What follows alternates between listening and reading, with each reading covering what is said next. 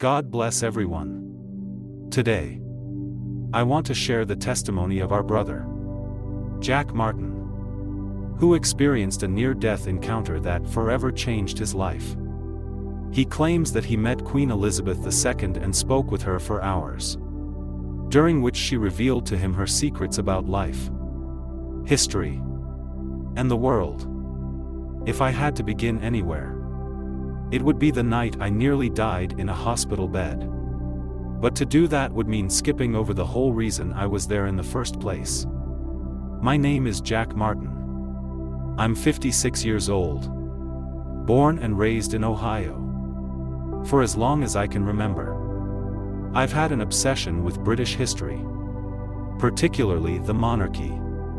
It all started as a quirky hobby during my college years, something to distract me from the chaos of a miserable family life. But over the years, this fascination grew into something far more important. I eventually made a name for myself as a historian specializing in the life and reign of Queen Elizabeth II. I wrote books, taught courses, and gave lectures across the country. Her life became my life, her reign my obsession. I even joked that she was like a distant grandmother. Such was the familiarity I felt with her. Her steady, composed existence seemed to bring order to my own chaotic life. Yet, amid all of this, my connection to faith slowly slipped away.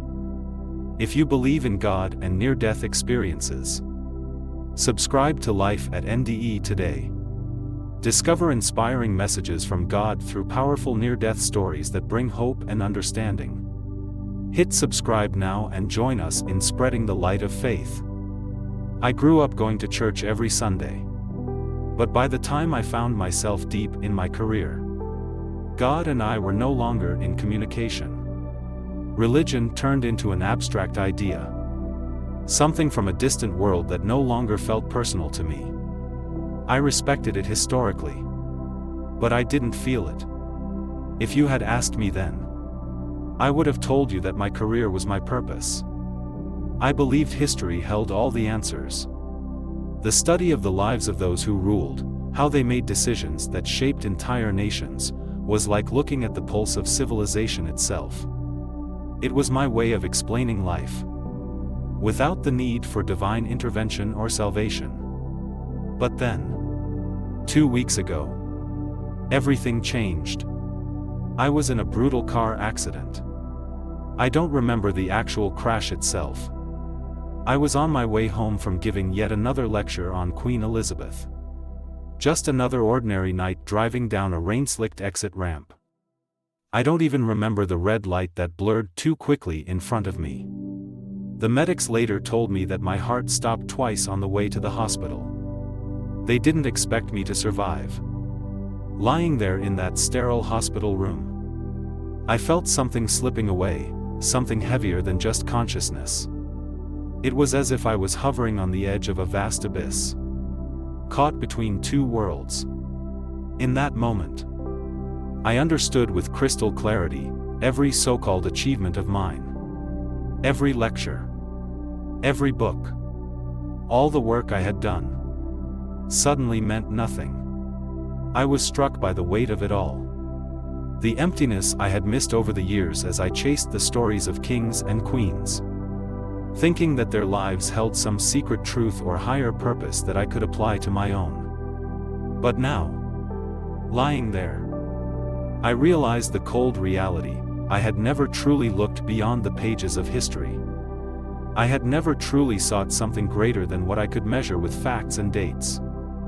I had built my life around a history that was rich in detail but devoid of meaning. The doctors later told me that my heart had stopped not once, but twice on the way to the hospital. Each time, I felt like I was teetering on the edge, slipping over into a vast, consuming darkness. In those moments, seconds, or perhaps hours, time didn't seem to matter anymore. I could feel myself pulling away from everything I knew. The accident itself was just a blur, headlights flashing against the rain-soaked pavement. followed by a sudden, gut-wrenching slam. I had been on my way home from yet another lecture on Queen Elizabeth. Just another one of 100 I'd given over the years. It was an ordinary night. The kind that most people would hardly even think twice about. But as I lay there, blood pooling beneath me and my consciousness flickering like a dying light bulb, I realized that the world I had built, my achievements, my legacy, was fragile and fleeting. The crash had robbed me of my sense of purpose, of everything I had once relied on to make sense of the world. In those moments between life and death, it became clear to me, I had been so consumed by history that I had never fully lived for something greater than myself.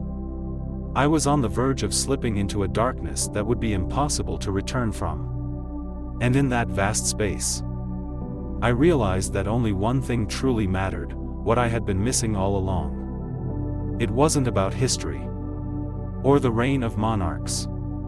It was about something much bigger. Something beyond time. Beyond the tangible world that I had spent so many years studying. It was about seeking a connection with the divine. With something far beyond the history I had come to idolize. In that moment, I realized that my pursuit of history without any higher meaning. I could feel an overwhelming sense of futility settling in. Heavier than any of the injuries I'd sustained. All my years of research.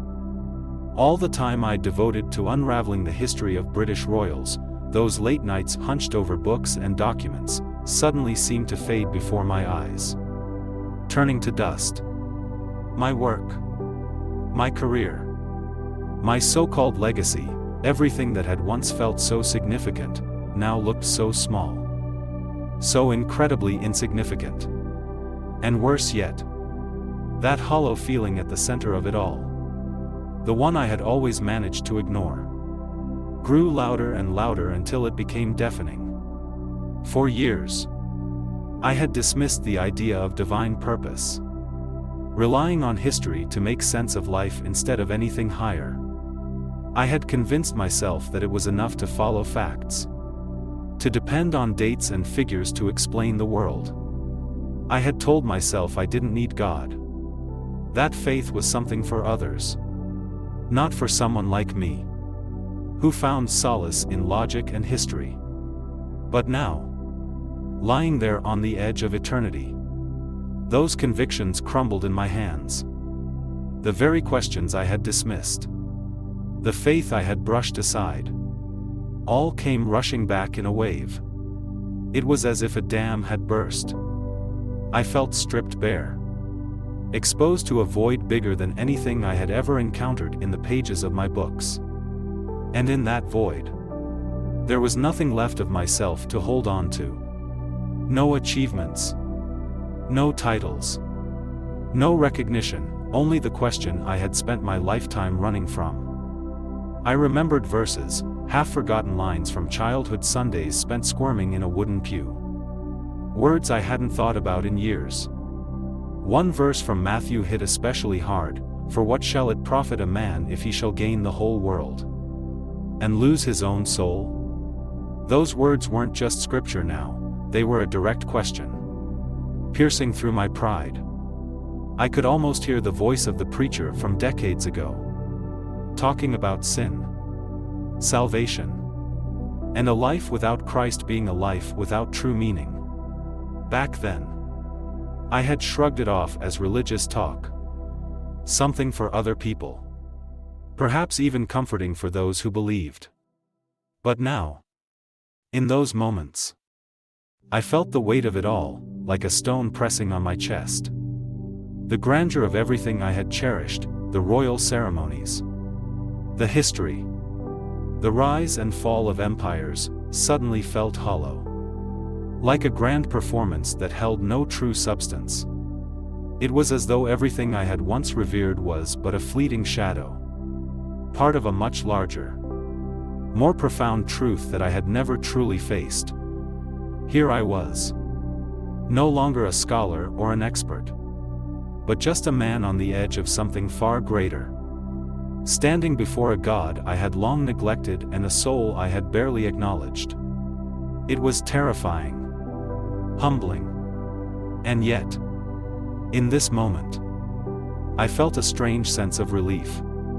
As if I was finally confronting the truth I had evaded for so long. As I drifted further into the darkness, there came the faintest glimmer of something, whether hope, grace, or perhaps a fleeting moment of divine mercy.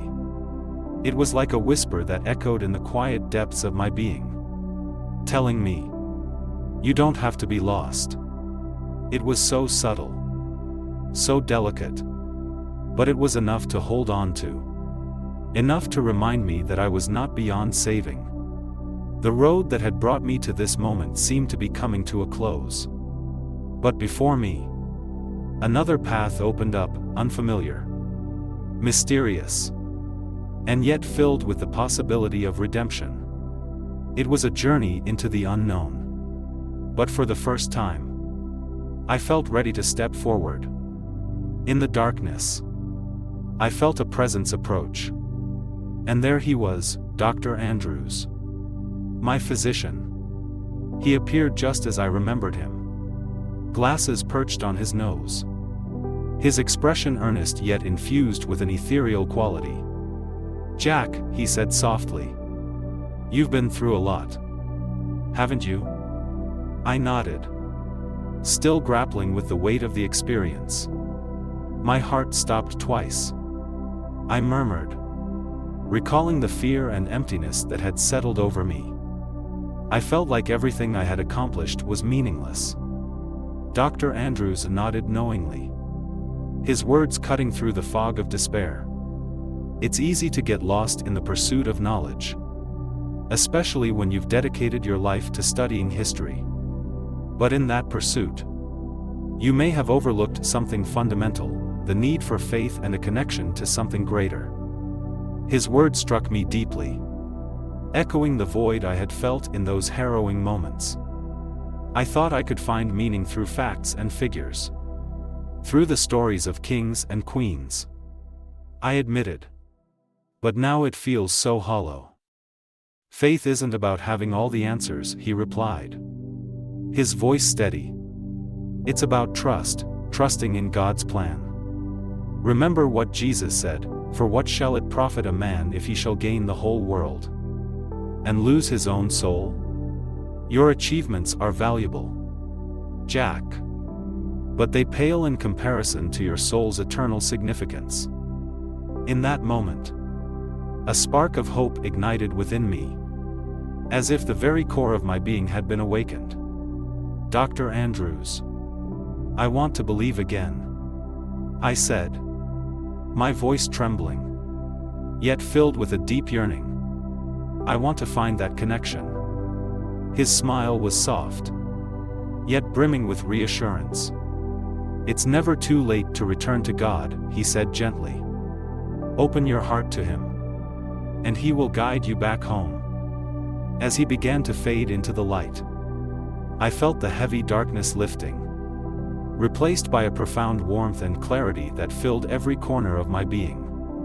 It was as though something deep inside me had stirred, a renewed sense of direction, a renewed sense of purpose. For the first time in what felt like forever, I no longer felt adrift. I understood that I was no longer alone, and that the path ahead, though unknown, was now illuminated with the possibility of something greater. I could feel an overwhelming sense of futility settling in, heavier than any of the injuries I had sustained.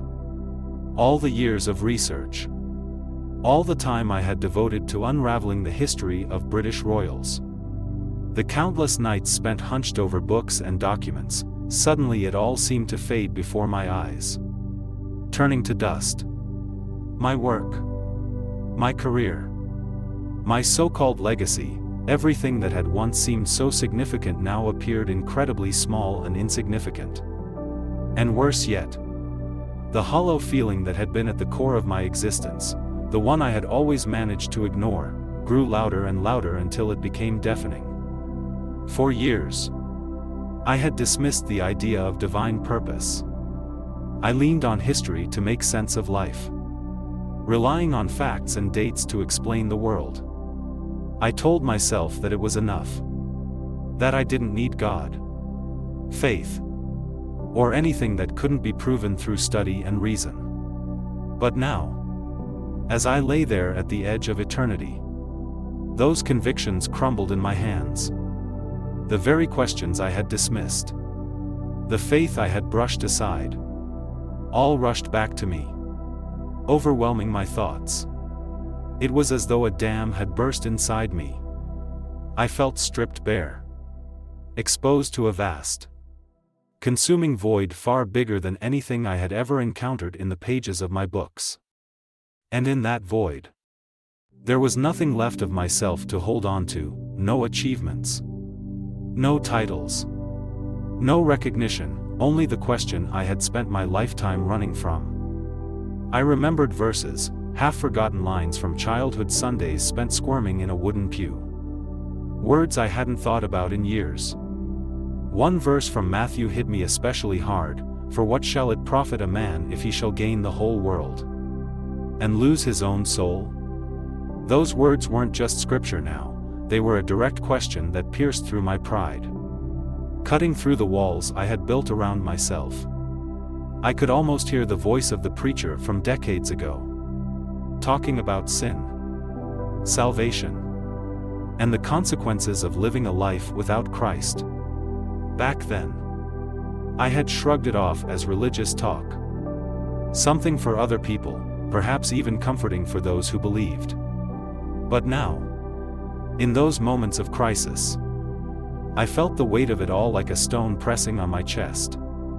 The grandeur of everything I had loved, the royal ceremonies, the history, the rise and fall of kingdoms, suddenly felt like empty theater.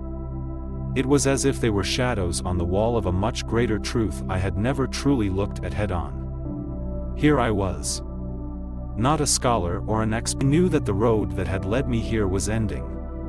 But another one, strange and unknowable, was opening ahead of me. From the murky shadows, a figure began to emerge. She was luminous, glowing softly against the drab backdrop of despair. I squinted into the gloom, my heart racing. And as the outline sharpened, I realized who it was. Queen Elizabeth II. She stood before me as regal and commanding as I had seen her in countless photographs. But there was something profoundly unsettling about her presence in this place of torment. She appeared both majestic and weighed down by the gravity of her own choices. "Jack Martin," she said, her voice resonating like a distant echo, but filled with an intimate familiarity. "You stand at a crossroads. Do you not?" Her gaze pierced through me, seeing beyond my flesh and bones, deep into the very fabric of my soul. "You've studied my life, dissected my reign. But do you understand the price of power and prestige?" I could hardly form a response, my thoughts racing as I stood before a figure I had revered for so long. "Your Majesty, I don't know what to say," I stammered, my words tumbling out awkwardly. "I never thought I'd see you here." She smiled faintly, a ghost of the warmth I had admired from afar. Yet it didn't reach her eyes. Many looked to me for answers, for inspiration. But few understand the burdens I bore. The crown, the responsibilities, they consumed my life, distracting me from the very essence of existence. She paused, her voice heavy with regret. I lost sight of what truly mattered. Her admission struck me like a bolt of lightning, illuminating the shadows that had clung to my heart. "But you were a symbol of strength and stability," I said, almost pleading. "How could you lose faith?" "I was swept away by the currents of my role," she confessed, her voice now tinged with sorrow. "The rituals, the duties, they felt essential. But in truth, they pulled me away from the simple act of believing. In my quest to uphold the monarchy, I neglected my own relationship with God. Her words resonated deeply within me, echoing my own journey. I've been running from my faith too, I admitted, feeling the weight of my own revelations pressing against my chest. I thought history held all the answers, that knowledge could replace belief. But now, standing here, I didn't finish the sentence. There was nothing left to say. In that moment, I saw the truth in her eyes. Both of us had been so consumed by the pursuit of legacy, status, and worldly pursuits that we had neglected what truly mattered. The emptiness I had felt was mirrored in her own regret.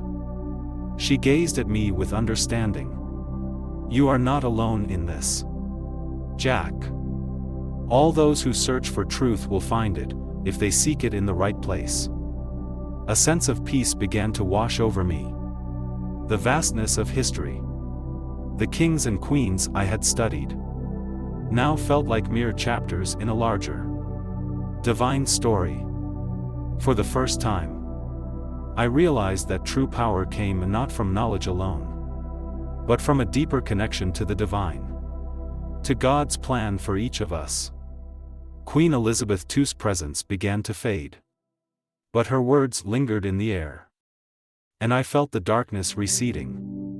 In its place, warmth and clarity flooded my heart. I knew the path ahead was no longer about the pursuit of earthly recognition or accolades.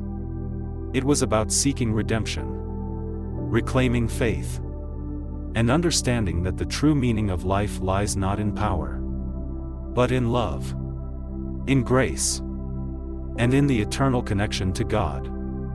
"I feel so lost," I whispered, the weight of the years bearing down on me. "Knowledge without faith is a barren landscape," Queen Elizabeth replied, her voice imbued with wisdom. "I reached the heights of power, but the emptiness at the top is unlike anything I could have imagined." She paused, her gaze distant as if recalling her struggles with the responsibilities that had consumed her life. "I thought my achievements defined my worth," she continued, "but they only veiled my soul's deepest needs. In this darkness, I see now that it was always about faith, about believing in something beyond myself." As she spoke, the shadows around us flickered. They revealed the tortured expressions of souls trapped in an eternal limbo, their faces twisted in silent agony. The darkness felt colder, more oppressive, yet her words shone like a beacon of light. Queen Elizabeth's gaze deepened, and I could feel the weight of her words hang in the air, as if the universe itself was holding its breath. "Jack," she began, her voice steady, yet tinged with a sadness that came from years of reflection. "You stand at a crossroads, a moment where the past meets the eternal. You see, the duties I bore as a monarch were not merely responsibilities, they were burdens that often led me astray from the path I was meant to walk." She took a deep breath, as if steeling herself to continue. "Each day, I was adorned in the jewels of my office, but beneath the crown lay a heart that wrestled with the very essence of faith." I listened, captivated by the honesty of her confession. It was rare to hear such vulnerability from a figure who had always appeared so composed, so unwavering. In her final days, she continued, the wisdom of King Solomon haunted her thoughts. He was the wisest of kings, she reflected, her voice softening as though recalling a painful memory. Blessed with riches and knowledge beyond compare. Yet even he strayed, placing his trust in earthly power and wealth instead of God. The air around us felt thick as her words echoed in my mind. The story of Solomon had always been a part of my studies, something I had recited countless times. But now, standing there in the presence of this great and humble figure, it struck me profoundly. He built great temples and amassed great treasures, she said. Her gaze distant as she spoke of Solomon's downfall. But in doing so, regret. But also with the clarity of understanding. Her admission struck a deep chord within me, resonating with the very struggles I had been facing in my own life. I, too, had neglected my faith. And now, here in this moment, I was beginning to understand the depth of my own lost connection. There are verses in Proverbs, she continued, her voice soft yet resolute, that now resonate within me. Verses I had overlooked in my pursuit of worldly acclaim. Trust in the Lord with all thine heart, and lean not unto thine own understanding, in all thy ways acknowledge him, and he shall direct thy paths. The truth of those words pierced through the fabric of my skepticism, cutting through the layers of doubt I had built around myself. Here was a queen, humbled and reflective, inviting me to rediscover the faith I had cast aside so many years ago. It was a moment of profound revelation. There is something fleeting about earthly accomplishments, she pressed on, her gaze unwavering. They shine like the sun, but just as quickly, they fade into darkness. In Ecclesiastes, we learn that all is vanity and vexation of spirit. I lived in the halls of power, yet it was in the stillness of my heart that I found the greatest emptiness. My achievements paled against the eternal truth of God's love. A wave of understanding washed over me as her words resonated deep within my spirit. I had spent my life chasing knowledge, accolades, and recognition. But in doing so, I had lost sight of the very foundation of my being. Your achievements are not meaningless, Jack, she reassured me, her voice growing stronger with each word. But they must guide you back to God, not lead you away. The road to eternal life is paved with faith, not with mere knowledge. As the shadows shifted and flickered around us, her words were filled with wisdom. The struggles she shared with me resonated deeply within my own soul, merging with the revelations I had been confronting in those moments. It was as though a spark of hope had reignited within me, hope that was now intertwined with a renewed sense of faith.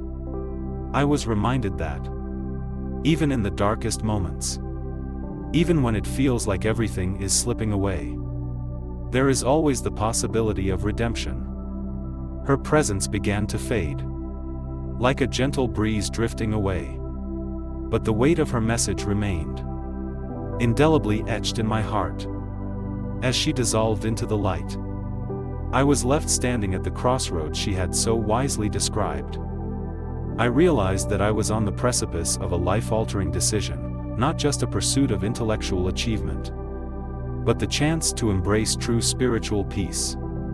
The opportunity to reconnect with God, to step into the love and grace I had long neglected, was now before me. This was no longer just a journey of the mind, but a profound transformation of the soul. God is ever present, she said softly, her voice carrying the weight of centuries of wisdom. He will never forsake you.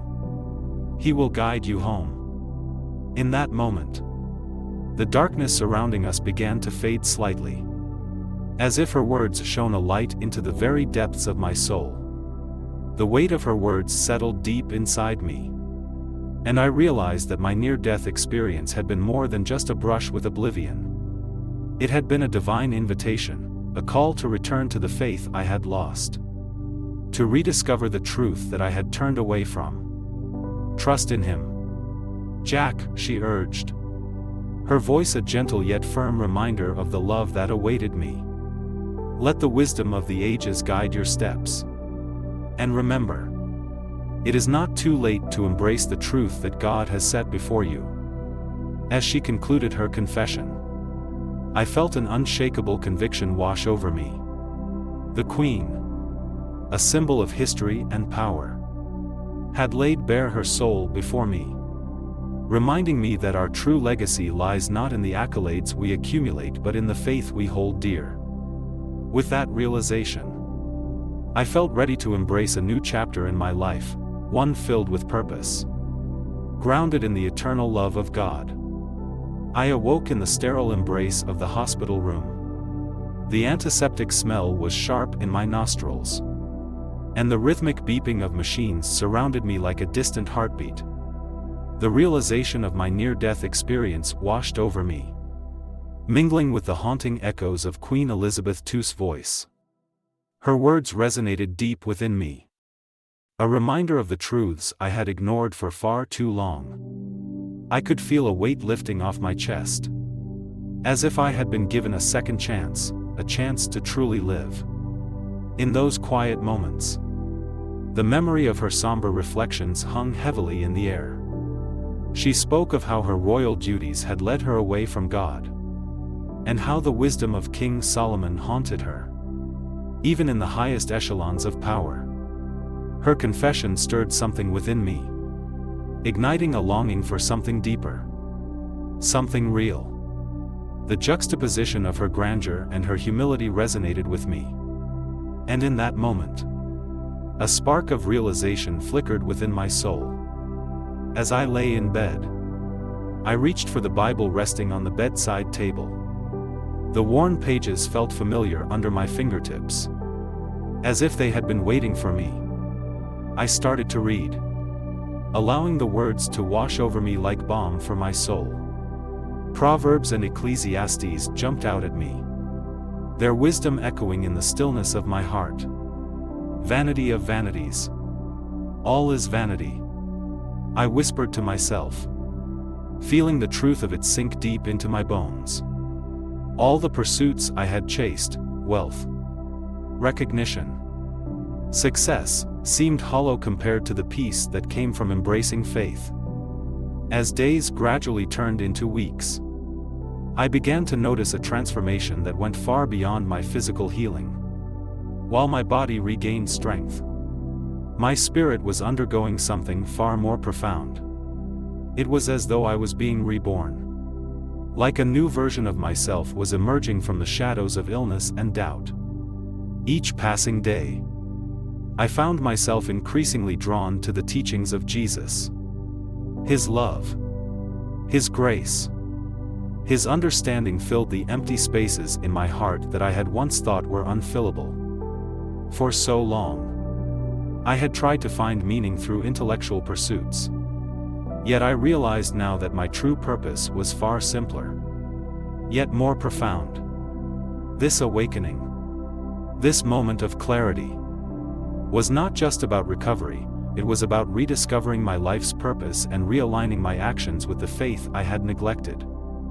The urgency to share this transformation became undeniable. I could no longer keep this newfound sense of purpose to myself.